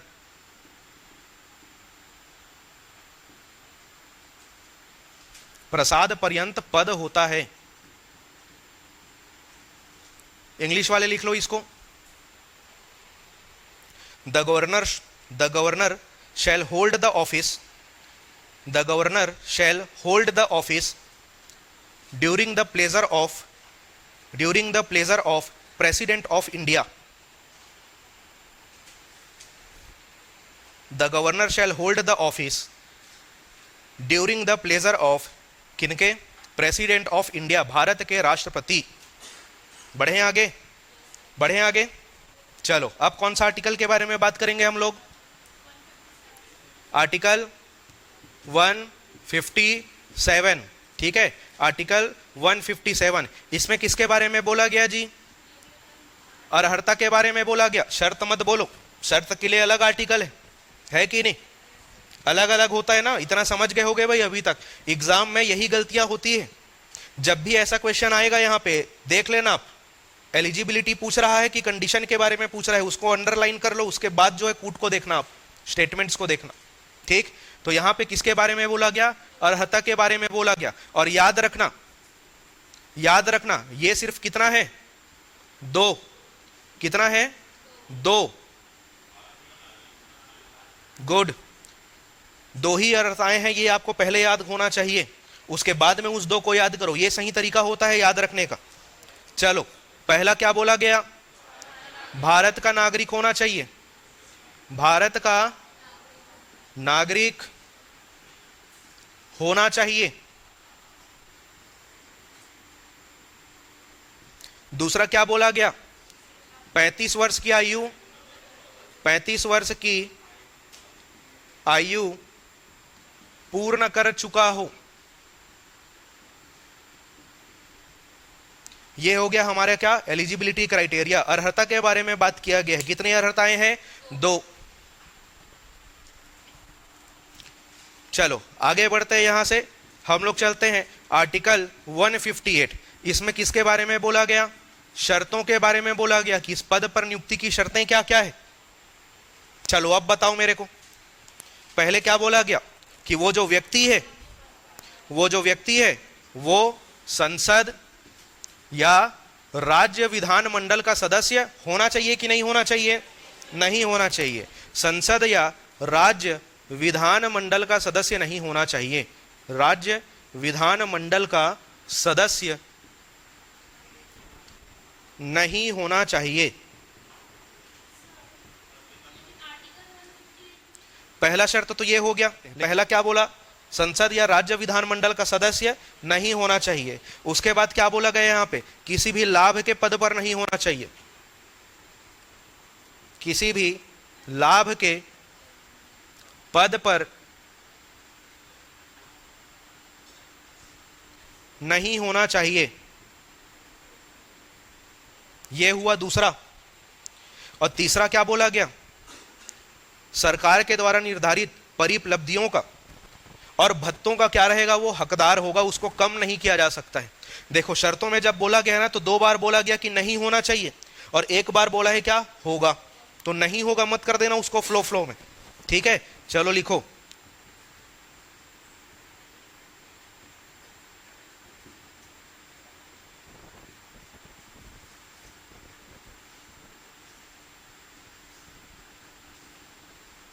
इन सब के अलावा यह भी ध्यान में रखा जाता है कि जिस राज्य में आप राज्यपाल की नियुक्ति कर रहे हो वो व्यक्ति उस राज्य से संबंधित ना हो, उस राज्य का ना हो। जैसे छत्तीसगढ़ के राज्यपाल की कभी नियुक्ति की जाएगी तो इस बात का ध्यान रखा जाएगा कि वो छत्तीसगढ़ का व्यक्ति ना हो। ठीक है, ये चीज पूरे ऑल ओवर इंडिया के लिए लागू होती है। फिर उस राज्य का नहीं होना चाहिए, इस बात का ध्यान रखा जाता है। समझ गए? चलो सब चीज हो गया है। यहाँ पे पद से लेके हम लोग पदावधि, शर्त, नियुक्ति सब देख लिए। अब शपथ की बात करते हैं। मान लेते कि यहां तक आते आते नियुक्ति हो चुकी है किसी की। ठीक है, अब बात करेंगे किसकी? शपथ की। किसमें है? 159।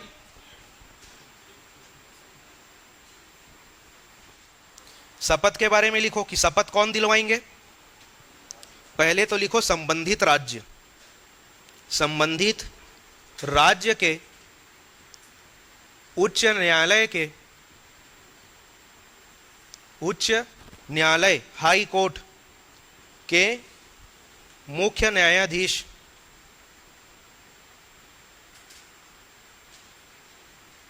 ये होता है चीफ जस्टिस। इनके समक्ष शपथ ग्रहण करते हैं कौन? राज्यपाल। संबंधित राज्य शब्द यूज करना आपको बहुत जरूरी है। जैसे कि छत्तीसगढ़ में राज्यपाल आएंगे तो छत्तीसगढ़ का संबंधित उच्च न्यायालय कहाँ है? हमारा बिलासपुर में। वहां से आएंगे चीफ जस्टिस हमारे। ठीक है, अभी वर्तमान में कौन है? चलो एग्जाम्पल लिख लेते हैं हम लोग। एग्जाम्पल लिख लेते हैं। अभी हमारी वर्तमान राज्यपाल कौन है? दोस्त है आपकी? गलत, माननीय होता है। महामहिम जो है राष्ट्रपति जी के लिए यूज किया जाता है। माननीय सुश्री अनुसुईया उइके।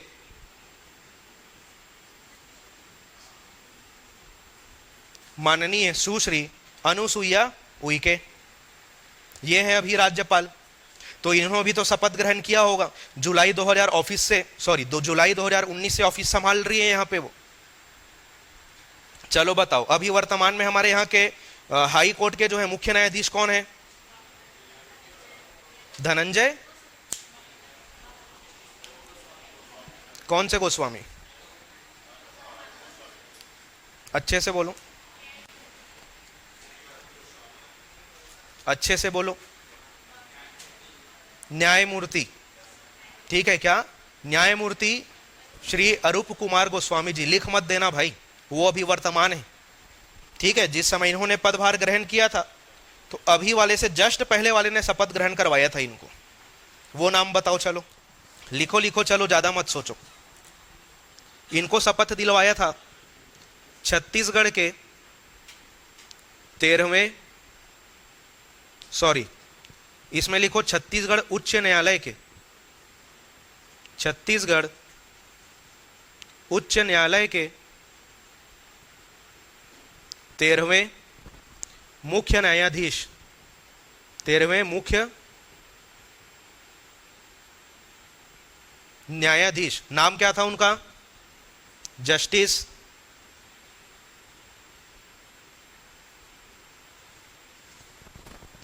लिखो जस्टिस PR रामचंद्र मेनन।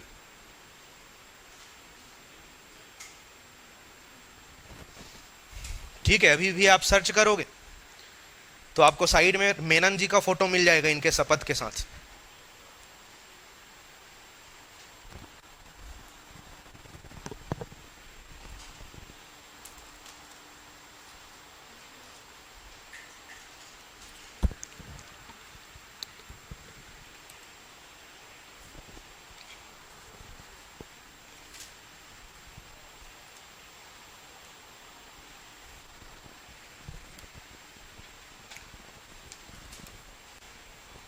हो गया, ये थे राज्यपाल के पद से संबंधित अनुच्छेद।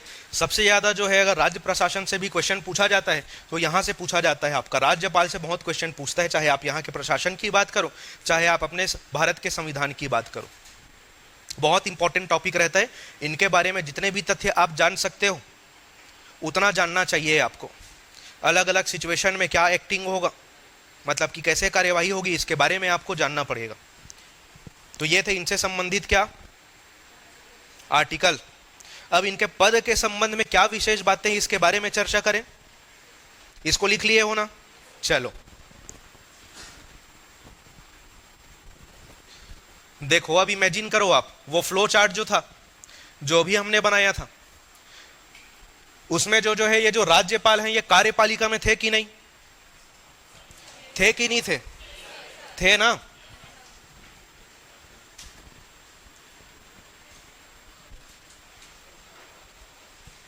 चलो, इन पद, ये राज्यपाल का जो पद है, इससे संबंधित जो मुख्य बातें हैं, जो विशेष तथ्य हैं, इसको हम लोग लिखते हैं। एक छोटा सा हेडिंग दो आप, विशेष।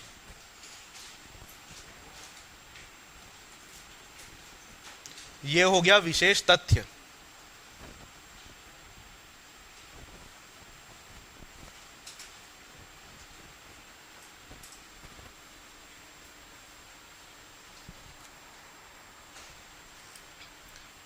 सबसे पहला लिखो, क्या लिखोगे कि जो राज्यपाल रहते हैं वो किसी एक राज्य में केंद्र के प्रतिनिधि होते हैं। सुने हो ये लाइन, लिखे भी होगे कॉपी में, लेकिन वापस लिखो। चलो, जो राज्यपाल हैं, राज्यपाल जो है वो क्या होते हैं? केंद्र के प्रतिनिधि।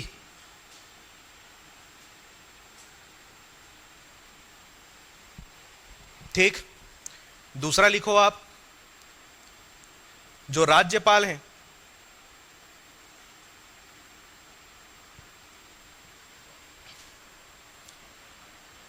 राज्य के, जो राज्यपाल हैं वो राज्य के कार्यपालिका प्रमुख होते हैं।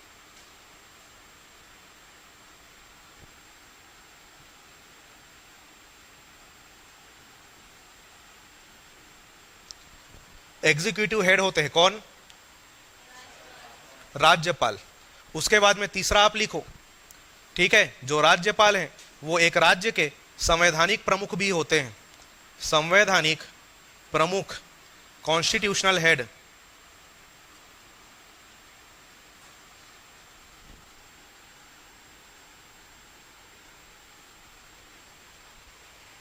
क्लियर है ये बात?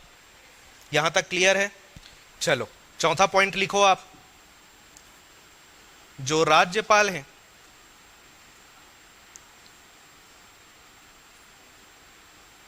केंद्र व राज्य के मध्य का पुल होते हैं।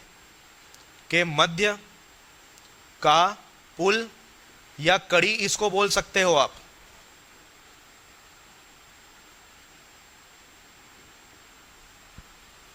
चलो, एक एग्जांपल को समझना यहां पे। अब ये मान लेते हैं केंद्र सरकार है यहां पे, या केंद्र है यहां पे,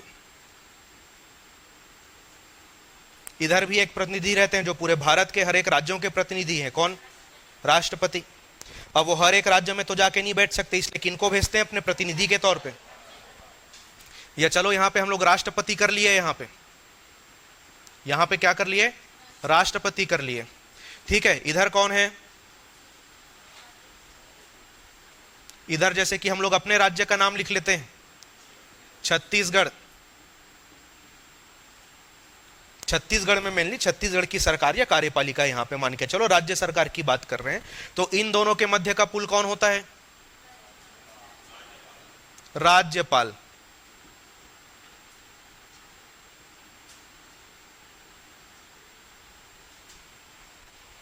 अब जैसे कि यहां पे राष्ट्रपति जी, कौन है राष्ट्रपति जी?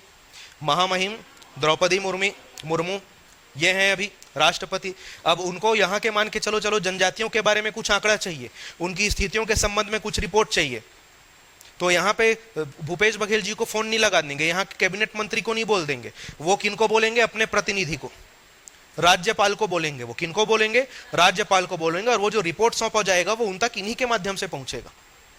समझ आया? और किसी भी विभाग का, चलो छत्तीसगढ़ में कृषि विभाग से संबंधित कुछ उनको आंकड़ा चाहिए, कुछ योजनाओं की जानकारी चाहिए, कुछ तथ्यों की उनको जानकारी चाहिए, तो वो किनको बोलेंगे? राज्यपाल को बोलेंगे। रविंद्र चौबे जी को नहीं बोल देंगे सीधे वो। समझ गए? ठीक। अब देखो, ये जो राज्यपाल, ये खुद नहीं जाएंगे वापस आंकड़ा निकालने के लिए, ये किनसे कोऑर्डिनेट करते हैं? इधर देखो, अब ये जो राज्यपाल है ना, ये खुद एक राज्य के मुख्यमंत्री और वहां के मंत्रिमंडल के बीच का कड़ी बनेंगे कि मुख्यमंत्री बनेगा। बताओ, मैं बोल रहा हूं तो हाँ हाँ सब में सोच के रख लो। देखो, यही है रिवीजन करने की बात। रिवीजन करने की बात यही है भाई, सोच के रखना इसको। अगले क्लास में तुरंत आऊंगा इसमें मैं कि क्या जो मैं बोल रहा हूं कि ये जो राज्यपाल है वो वापस ऐसे मुख्यमंत्री और मंत्रिमंडल के बीच का पुल बनेंगे या कड़ी बनेंगे, कि मेरे को ऐसा बोलना चाहिए कि जो मुख्यमंत्री होते हैं वो राज्यपाल और मंत्रिमंडल के बीच का पुल होते हैं। तो वो किनको बोलेंगे? राज्यपाल जो है, अब वो किनको बोलेंगे? विभागीय मंत्री को बोलेंगे। कृषि विभाग का है तो रविंद्र चौबे जी को बोल दिए, परिवहन विभाग का है तो मोहम्मद अकबर जी को बोल दिए, उद्योग विभाग का है तो लखमा जी को बोल दिए, वो कोऑर्डिनेट करेंगे उनसे। ऐसा होता है सिस्टम पूरा का पूरा। ठीक है, आगे बढ़े यहां से। पांचवा लिखो आप, जो राज्यपाल है वो एक संवैधानिक प्रहरी होता है। संवैधानिक प्रहरी जो देख रेख कर रहा है, ठीक है, जो देख रेख कर रहा है। और यहां से एक बहुत इंपॉर्टेंट लाइन आपको समझना है, इसके बारे में पूछा जाता है कि यह कथन सही है कि नहीं है। ठीक है, लिखो, राज्यपाल, राज्यपाल का कार्यालय, राज्यपाल का कार्यालय एक स्वतंत्र संवैधानिक कार्यालय है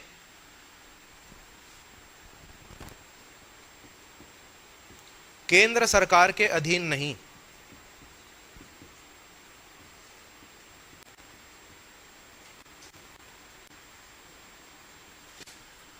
ये लाइन बहुत इंपॉर्टेंट है।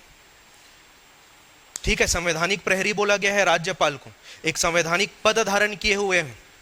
ठीक है, केंद्र के प्रतिनिधि भले, ठीक है, केंद्र के प्रतिनिधि भले हैं, राजनीतिक पॉलिटिकल पार्टी व्यवस्था उधर भले चल रही है, लेकिन आप इनको, इस पद को किसी एक पार्टी का पद नहीं बोल सकते हो। ये क्या है? एक प्रकार में संवैधानिक पद है। इसलिए यहां पे लिखा गया, देखो, एक बार बोला गया कि केंद्र के प्रतिनिधि होते हैं, लेकिन इनका जो कार्यालय है, क्योंकि एक संवैधानिक पद धारण किए हुए हैं, इनका जो कार्यालय होगा क्या होगा? एक स्वतंत्र संवैधानिक कार्यालय है। ये केंद्र सरकार के अधीन नहीं आता इनका कार्यालय। और ये क्वेश्चन पूछा जाता है कि राज्यपाल का कार्यालय एक प्रकार का क्या है? हो सकता है यही मिलेगा आपको, ये जो क्वेश्चन चिपका हुआ है वहीं पे, इसी एग्जाम का फैक्ट है ये। समझ गए? तो इस लाइन को आप याद रखना, आप अपने कॉन्स्टिट्यूशन वाले नोट्स में भी जाके इसको अपडेट कर लेना। इसके बाद अगला लिखो आप, छठवां लिखो, राज्य का जो प्रशासन है, राज्य का जो प्रशासन है वो किनके नाम से चलता है? राज्यपाल के नाम से चलता है। राज्यपाल का प्रशासन राज्यपाल के नाम से चलता है।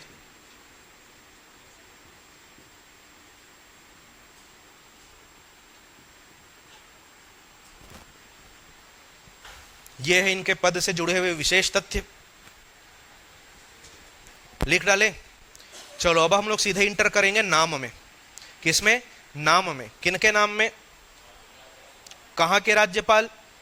छत्तीसगढ़ राज्यपाल। छत्तीसगढ़ राज्य में अब तक कौन कौन राज्यपाल हुए हैं और उनकी पद नियुक्ति के साथ में क्या क्या विशेष तथ्य हैं, ये हमारा अगला चर्चा का विषय रहेगा। ये लिख डालें। हो गया पूरा। चलो अगला सब हेडिंग दो आप, छत्तीसगढ़ में अब तक हुए राज्यपाल।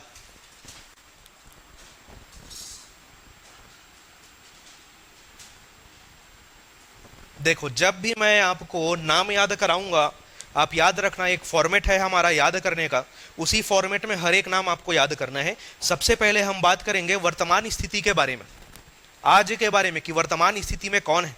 उसके बाद हम लोग ट्रेवल करेंगे सबसे पहले वाले में, ठीक है, और उसके बाद जो बीच में आएंगे ना उन सब का नाम फिल करेंगे। समझ आ गया? तो यही फॉर्मेट ध्यान रहेगा। सबसे पहले किनके बारे में पढ़ेंगे हम लोग? वर्तमान के बारे में। चलो तो वर्तमान स्थिति में कौन है? फिर वही, ये हो गया अपना नंबर 6। यहां पे हम लिखते हैं, चलो, सुश्री अनुसुईया उइके।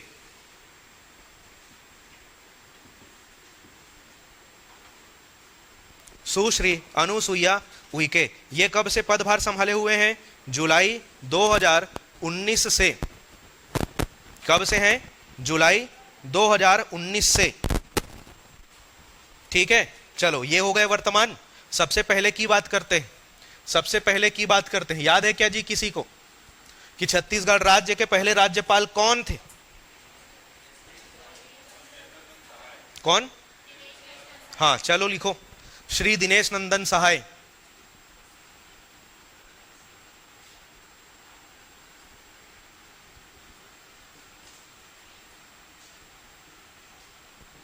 ये थे भाई हमारे छत्तीसगढ़ राज्य के प्रथम राज्यपाल। साइड में लिख लो, आईपीएस अधिकारी थे ये, आईपीएस अधिकारी थे। और ये हमारे छत्तीसगढ़ राज्य के क्या बने? प्रथम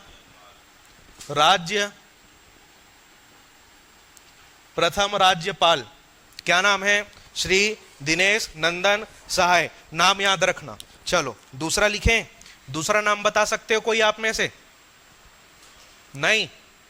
लिखो, श्री कृष्ण मोहन सेठ। श्री कृष्ण मोहन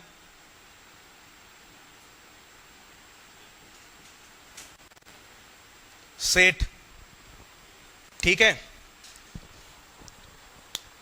ये जो है सेना में थे, पहले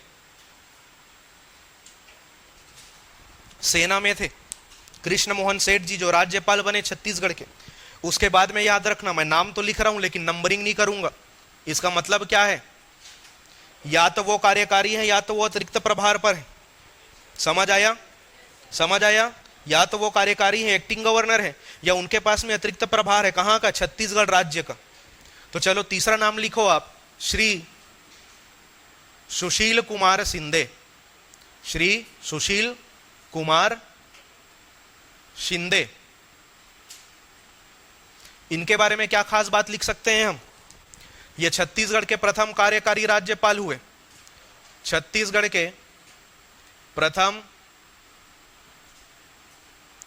कार्यकारी राज्यपाल हुए। कार्यकारी मतलब समझते हो? एक्टिंग। हां वही है, पूर्णकालिक नहीं है।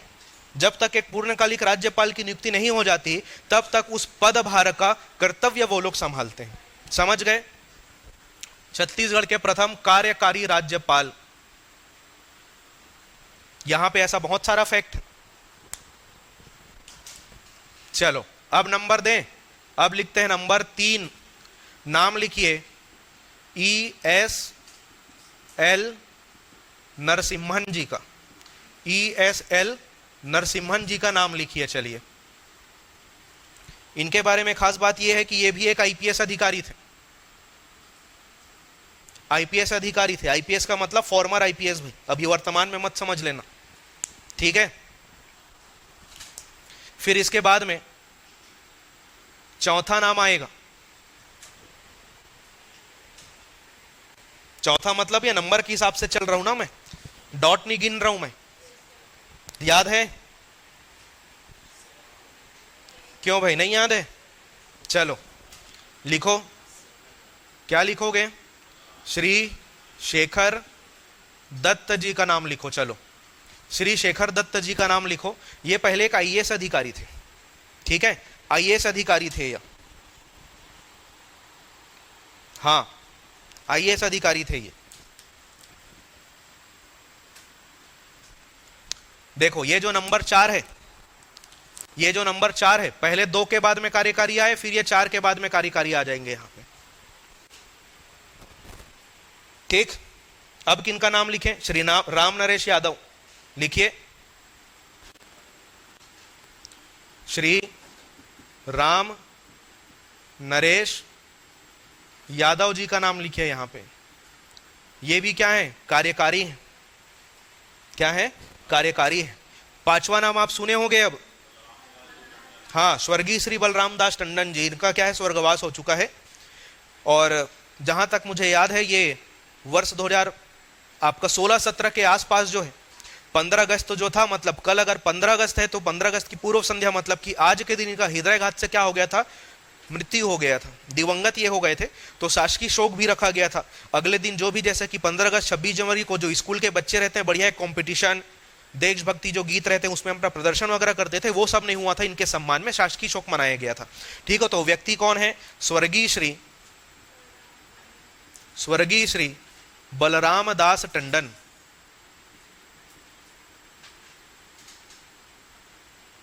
स्वर्गीय श्री बलराम दास टंडन। ठीक, अब इनके साथ में खास बात क्या है? ये पहले और कहीं कहीं के तो राज्यपाल रह चुके। ठीक है, गुड। ये क्वेश्चन पूछा गया था जब इनकी नियुक्ति की गई थी, तो कि अभी जो हमारे वर्तमान राज्यपाल है जिनकी नियुक्ति की गई है, वो इससे जस्ट पहले कौन से राज्य के राज्यपाल थे करके, तो ये बिहार के भी राज्यपाल रह चुके हैं। ठीक है, चलो वो सब देखते हैं। एक और खास बात है, ये सब ऐसे ही है, कैजुअल है। इंपॉर्टेंट क्या है? ये प्रथम राज्यपाल, प्रथम कार्यकारी राज्यपाल, ये सब मैं ऐसे ही याद रखने के लिए, इन व्यक्तियों की महानता बताने के लिए लिख रहा हूं। ठीक है, यहां पे आप लिखो former chief minister of Punjab. Punjab के पूर्व क्या थे? ये मुख्यमंत्री थे। ठीक है, जब छत्तीसगढ़ के राज्यपाल बने ना, उससे पहले ये पंजाब के मुख्यमंत्री बन चुके थे। ठीक है, वहां पे अपनी सेवा दे चुके हैं। उसके बाद में यहाँ पे देखो, 5 के बाद में तो 6 ऑलरेडी लिख चुका हूं मैं। देखो यहाँ पे इसका मतलब क्या है? इन दोनों के बीच में एक, हाँ, अतिरिक्त प्रभार में थे आनंदीबेन पटेल जी। लिखो आनंदीबेन पटेल जी। क्या खास बात है बताओ?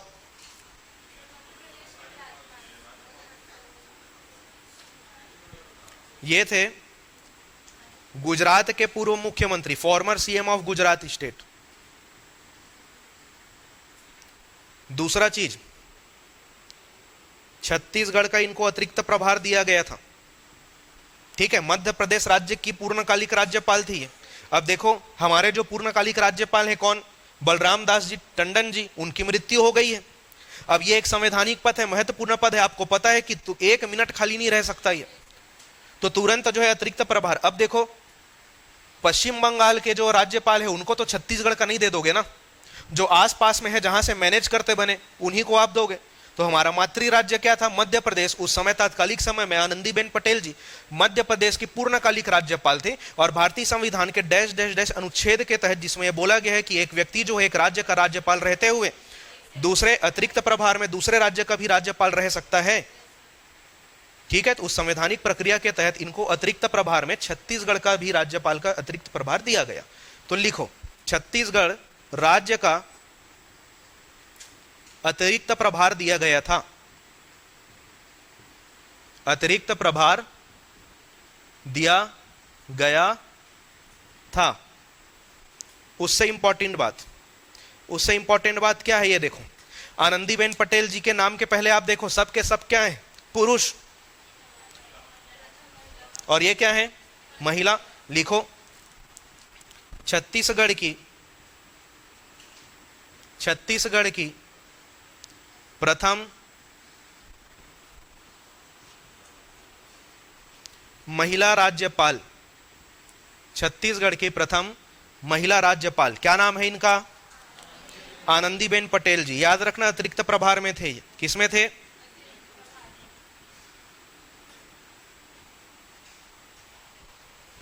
चलो अब आ जाए यहां पे वापस, अनुसुईया उइके जी के नाम पे आ जाए वापस हम लोग। चलो इनके बारे में क्या क्या खास बातें इसकी हम लोग चर्चा करते हैं। यहां पे देखते जाना, मैंने क्या बोला, कब से हैं ये, जुलाई 2019 से लगातार, लगातार मतलब जिस स्थिति में अभी हम बात कर रहे हैं अभी तक यही बने हुए हैं, ठीक है। और इनका ऑफिस देखो कब तक रहेगा, जुलाई 2024 तक मैक्सिमम, अगर वो कंप्लीट करे 5 साल का टेन्योर तो, और वापस जो है संवैधानिक या संविधान के अनुसार जो है इनकी पुनः नियुक्ति की जा सकती है वापस 5 साल के लिए, वो बात लिखा गया है। चलो इनकी नियुक्ति के साथ में खास बात क्या है, ये छत्तीसगढ़ की, अब यहां पे ध्यान देना, छत्तीसगढ़ की पहली पूर्णकालिक महिला राज्यपाल, पूर्णकालिक महिला राज्यपाल। देखो यहां पे लिखा है मैंने क्या, प्रथम महिला राज्यपाल, यहां पे क्या लिखा हुआ है, प्रथम पूर्णकालिक महिला राज्यपाल। देखो फुल टर्म ऑफ ऑफिस में आए हैं कौन, अनुसुईया उइके जी। इनके पास में क्या था, एडिशनल चार्ज था, अतिरिक्त प्रभार पर थे ये, तो पूर्णकालिक नहीं हुए। तो प्रथम महिला राज्यपाल के बारे में पूछा जाएगा तो किनका नाम लिखोगे आप, आनंदीबेन पटेल जी का। प्रथम पूर्णकालिक महिला राज्यपाल के बारे में पूछा जाएगा तो किसका जवाब दोगे आप, अनुसुईया उइके जी का। चलो ये दो फैक्ट है जो आपको खास तौर पे ध्यान में रखने हैं, और इसको जो है आप यहां से हाईलाइट करके रख लो, ताकि जब भी आपका ये पेज खुले आपका नजर यहां होना चाहिए कि क्या ऐसा खास बात यहां पे लिखा गया है। और इसके साथ साथ में आप यह भी लिख सकते हो कि छत्तीसगढ़ की दूसरी महिला राज्यपाल भी यही है, छत्तीसगढ़ की दूसरी महिला राज्यपाल, छत्तीसगढ़ की दूसरी महिला राज्यपाल। और क्या लिख सकते हो, यहां पे लिखो छत्तीसगढ़ के प्रथम एसटी राज्यपाल, छत्तीसगढ़ के प्रथम ऐसे राज्यपाल जो अनुसूचित जनजाति वर्ग से बिलोंग करते हैं, शेड्यूल्ड ट्राइब्स से बिलोंग करते हैं। ये कौन, शपथ कौन दिलवाएगा इनको, किन्होंने दिलवाया पूछना चाहिए मेरे को, शपथ तो हो चुका है, किन्होंने दिलवाया इनको शपथ,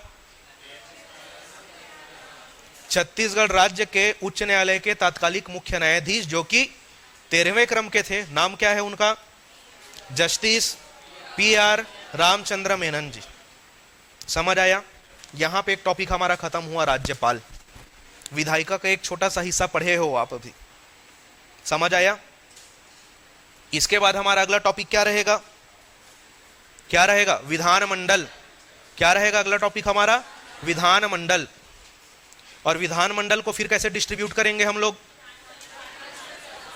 विधान परिषद और, लेकिन हम लोग पढ़ेंगे किसके बारे में, विधानसभा के बारे में। क्यों, क्योंकि छत्तीसगढ़ राज्य में विधान परिषद है कि नहीं है, नहीं है। चलो वो टॉपिक भी अगर हमारा हो गया, उसके बाद हमारा मेन हेडिंग क्या रहेगा, जैसे यहाँ पे मेन हेडिंग आपने विधायिका दिया हुआ है, इसके बाद अगला मेन हेडिंग क्या बनेगा हमारा, कार्यपालिका। उसमें भी पहले हम लोग क्या पढ़ेंगे, स्थायी को कि अस्थायी को, हाँ अस्थायी को, क्या है वो।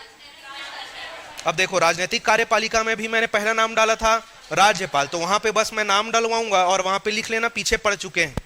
उसके बाद दूसरा नाम क्या रहेगा मुख्यमंत्री का। मुख्यमंत्री जी के बारे में हम लोग पढ़ेंगे कि इनसे, इनके पद के संबंध में कौन सा अनुच्छेद है। अभी तक छत्तीसगढ़ के कौन कौन मुख्यमंत्री हुए हैं, प्रथम विधानसभा सत्र से लेके पंचम विधानसभा सत्र तक पूरा का पूरा, ठीक है। और फॉर्मेट क्या रहेगा, सबसे पहले पंचम विधानसभा सत्र के बारे में जानेंगे, उसके बाद प्रथम विधानसभा सत्र में कौन थे, एक्चुअल में तो बहुमत दल का नेता के हिसाब से हम लोग पढ़ रहे हैं ना, ठीक। मुख्यमंत्री का खत्म हो जाएगा टॉपिक, उसके बाद क्या पढ़ेंगे, वर्तमान मंत्रिमंडल के बारे में हम लोग जानेंगे। कितने मंत्रियों के बारे में पढ़ेंगे, 11, 12, 13, 14, कितने के बारे में पढ़ेंगे बताओ, 13 के बारे में पढ़ेंगे इंक्लूडिंग मुख्यमंत्री, ठीक है। और वो खत्म हो जाएगा, फिर थोड़ा सा किसके बारे में पढ़ेंगे, महाधिवक्ता के बारे में हम लोग पढ़ेंगे। चलो यहाँ पे हमारा क्या खत्म हो गया, राजनीतिक कार्यपालिका। फिर कहां स्विच करेंगे हम, प्रशासनिक कार्यपालिका में हम लोग स्विच करेंगे। तो सबसे पहले क्या, किसके बारे में पढ़ेंगे, सामान्य प्रशासन विभाग के बारे में पढ़ेंगे। उसमें भी पहले किसके बारे में पढ़ेंगे, सचिवालय के बारे में पढ़ेंगे, ठीक है। वहां पे पूरा का पूरा क्या क्रोनोलॉजी होता है, मुख्य सचिव से लेके अवर सचिव तक नीचे हमको कैसे ट्रेवल करना है, कौन कौन सा पद किसके नीचे आता है, ज्वाइंट सचिव कहां पे आएगा, एडिशनल सचिव कहां पे आएगा, ये सब पदों का क्रम हमको निर्धारित करना है एक प्रॉपर क्रोनोलॉजी में। असेंडिंग में भी देख लो, डिसेंडिंग में भी देख लो, ठीक है। अब उसके बाद में सचिव का विशेष कार्य क्या होता है, जैसे राज्यपाल के पद के साथ में विशेष तथ्य हमने देखे थे, वैसे ही राज्य के मुख्य सचिव के पद के साथ में भी बहुत सारे विशेष तथ्य है, बहुत महत्वपूर्ण आदमी है। आपको पता है कि ये जो मुख्य सचिव होते हैं उनको संकटकालीन प्रशासक बोला जाता है। बोला जाता है कि नहीं बोला जाता? संकटकालीन प्रशासक बोला जाता है। किनको? मुख्य सचिव को। चलो सचिवालय के बारे में पढ़ लेंगे, उसके बाद किसके बारे में पढ़ेंगे हम? निदेशालय के बारे में पढ़ेंगे। जितने भी डायरेक्टर्स रहते हैं, असिस्टेंट डायरेक्टर से लेके ज्वाइंट डायरेक्टर, एडिशनल डायरेक्टर, सब के बारे में हम लोग वहां पे पढ़ेंगे कि कैसे एक व्यवस्था यहाँ पे ऊपर से नीचे तक बनाई गई है। ठीक है, वो खत्म हो जाएगा। फिर किसके बारे में पढ़ेंगे? पुलिस प्रशासन के बारे में पढ़ेंगे। उसके बाद किसके बारे में पढ़ेंगे? गलत, उसके बाद जेल प्रशासन के बारे में पढ़ेंगे। समझ गए? उसी के अंडर में क्या आएगा? Jail administration. देखो भाई, आपको जेल भी पुलिस विभाग का लगता होगा, है पुलिस प्रशासन के अंडर ही है, लेकिन जेल का प्रशासन थोड़ा सा अलग से चलता है। समझ आया? जैसे इधर आपके डीएसपी रहते हैं वैसे उधर के भी डीएसपी रहते हैं, इधर के डीजी रहते हैं वैसे उधर के भी रहते हैं। उनके बारे में थोड़ा सा हमको पढ़ना है। हम देखेंगे कि छत्तीसगढ़ में कितना केंद्रीय जेल है और किस किस प्रकार का जेल है, क्या कुछ खास बातें हैं, क्या कैदियों के संबंध में कुछ विशेष तथ्य हैं, क्या ओपन जेल क्या होता है, ये सब हम लोग वहां पे पढ़ेंगे पुलिस प्रशासन में। समझ आया? चलो, ये हमारा जब पूरा जेल प्रशासन खत्म हो जाएगा तो किसके बारे में पढ़ेंगे? न्यायपालिका। उसमें सबसे पहले किसके बारे में पढ़ेंगे? गलत, पढ़ चुके हो। मैं न्यायपालिका के बारे में जब पढ़ाना शुरू करूंगा तो सुप्रीम कोर्ट के बारे में सिर्फ मैं बताऊंगा कि इस आर्टिकल में बोला गया है, वो तो कॉन्स्टिट्यूशन में पढ़ चुके हूं। अभी जब मैं छत्तीसगढ़ का राज्य प्रशासन पढ़ा रहा हूं तो सुप्रीम कोर्ट कैसे पढ़ाऊं बताऊं? हम लोग हाई कोर्ट के बारे में पढ़ेंगे, और हाई कोर्ट के बारे में हमको पढ़ना है तो क्या पढ़ना है? फैक्ट हमको पढ़ना है कि ये जो हाई कोर्ट है बिलासपुर के किस क्षेत्र में है, कब इसका उद्घाटन हुआ, प्रथम मुख्य न्यायाधीश कौन थे, यहाँ की संरचना क्या है, अधिकतम कितने न्यायाधीश यहाँ पे हो सकते हैं, इस सब के बारे में हम लोग चर्चा करेंगे। और जब ये बना है तो देश के कौन से क्रम का उच्च न्यायालय था उस समय, जितना टोटल उच्च न्यायालय था उनमें से, जैसे आप अपने प्रोग्रेस रिपोर्ट कार्ड में रैंक लिखते हो ना, रैंक आउट ऑफ टोटल, कितने लोगों में आपका क्या रैंक रहा है, सेम वैसे ही बनेगा पूरा का पूरा। ये समझ आया? ठीक है। उसके बाद किसके बारे में पढ़ेंगे? अधीनस्थ न्यायालय में दीवानी न्यायालय क्या होता है, फौजदारी मामले क्या होते हैं, जिला और सत्र न्यायालय क्या होता है, थोड़ा थोड़ा आप इसके बारे में पढ़े हो, उसी को हम लोग थोड़ा सा देखेंगे कि कैसे ये व्यवस्था चलती है करके। ठीक है, तो हो जाएगा वहां पे खत्म। हो जाएगा? नहीं होगा, आपको ऐसा लग रहा है। देखो, शुरू में मैंने दो प्रकार का प्रशासन बताया, दो सरकार आपने चुने हैं आपके ऊपर में, एक कौन है? राज्य सरकार। तो राज्य सरकार का वहां पे खत्म होगा भाई टॉपिक। उसके बाद क्या पढ़ना है? केंद्र सरकार। तो केंद्र सरकार में जो है अभी जो है संसद में छत्तीसगढ़ के प्रतिनिधि कौन कौन है और उनका जो संसदीय क्षेत्र है वो क्या है, हमको बस ये देखना है, क्योंकि यहां से क्वेश्चन पूछा जाता है कि निम्न में से कौन सा जो संसदीय क्षेत्र है छत्तीसगढ़ के अंदर में अनुसूचित जाति के लिए आरक्षित है, जनजाति के लिए आरक्षित है या अनरिजर्व्ड सीट है, ये हमको देखना रहेगा वहां पे। समझ आया? तो ये पढ़ लेंगे। उसके बाद क्या पढ़ेंगे? राज्यसभा में क्या स्थिति है इसके बारे में हम लोग पढ़ेंगे। समझ आया ना? राज्यसभा में कितने भेजता है छत्तीसगढ़? 5।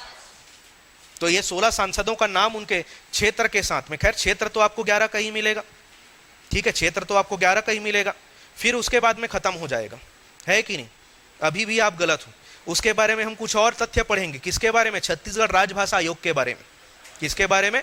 छत्तीसगढ़ राजभाषा आयोग के बारे में। उसके बाद खत्म होगा मेरे इन से, आपको अगले दिन टेस्ट देने भी आना है। समझ गए? तो ऐसा चलेगा पूरा का पूरा हमारा सिस्टम। तो चले फिर अगले क्लास में मिलेंगे। चलिए, थैंक यू।